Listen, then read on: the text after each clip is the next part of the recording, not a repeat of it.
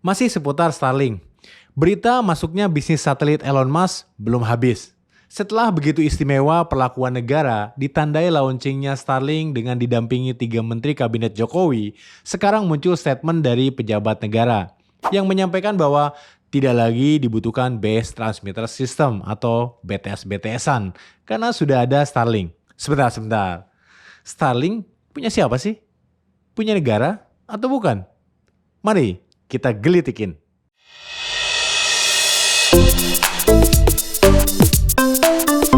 Hanya digelitik.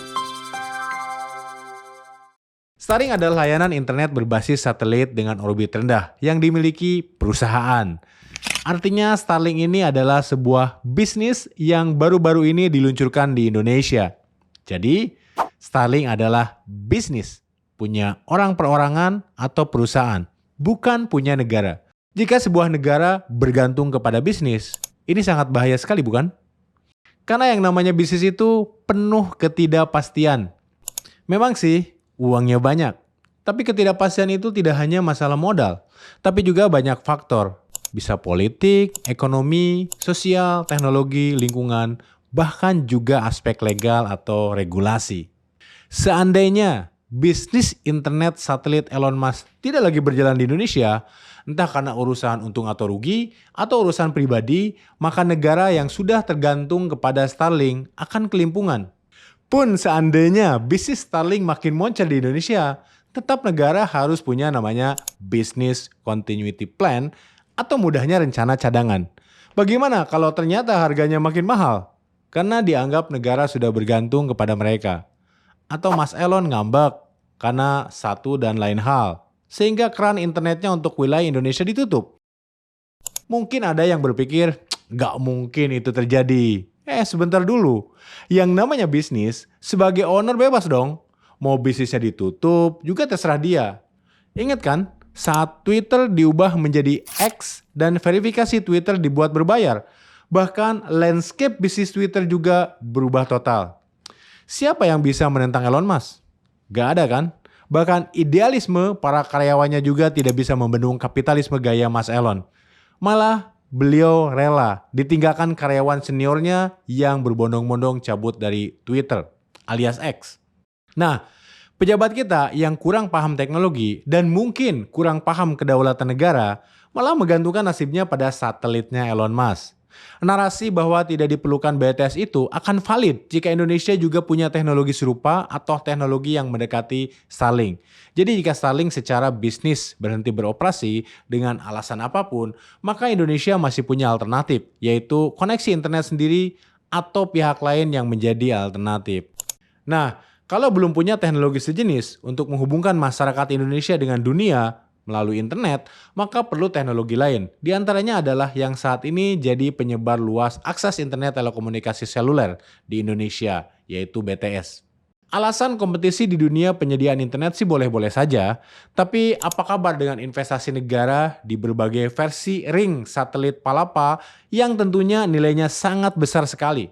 Termasuk investasi yang saat ini masih dipersidangkan, yaitu ribuan BTS yang sangat merugikan negara. Mudah-mudahan statement tidak perlu BTS-BTS-an ini bukan jalan keluar bagi para pelaku yang terindikasi korupsi BTS. Ditambah lagi, negara harus disadarkan bahwa kompetisi menjadi tidak relevan jika perusahaan teknologi nasional, baik swasta maupun plat merah, harus langsung berhadapan dengan raksasa teknologi seperti Starlink.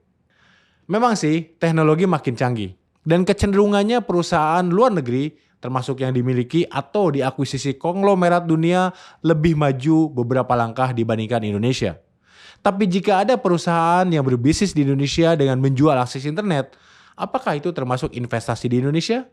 Saya kok tidak berpikir demikian ya, karena Indonesia hanya jadi pasar untuk mereka, sementara investasinya sendiri di langit. Artinya tidak ada investasi yang syarat modal, apalagi padat karya. Hanya kontribusi pajak yang masuk dari provider penyedia Starlink. Tapi apakah negara bisa memberikan tekanan kepada Starlink jika misalnya mereka mengemplang pajak? Apa bisa?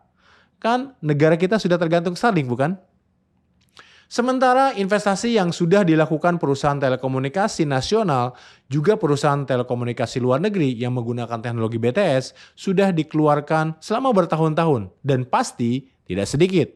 Bahkan BTS yang menjadi proyek strategis nasional untuk memberikan akses ke daerah-daerah 3T dipungut dari kontribusi perusahaan telekomunikasi yang disebut sebagai USO atau Universal Service Obligation sebesar 1,25% yang disetorkan kepada pemerintah dari pendapatan kotor mereka.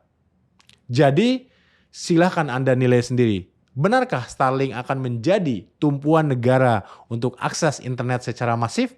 Amankah tanpa backup BTS? Atau mungkin maksud pernyataan tersebut adalah Starlink adalah akses internet langsung via satelit. Jadi tidak perlu BTS untuk mengakses Starlink. Tapi kalau maksudnya adalah tidak perlu BTS sama sekali karena sudah ada Starlink, maka ini bisa menjadi sebuah blunder yang akan terasa jika nanti Starlink benar-benar menjadi tulang punggung konektivitas nasional. Atau bisa saja bisnis Starlink hanya sebuah gimmick.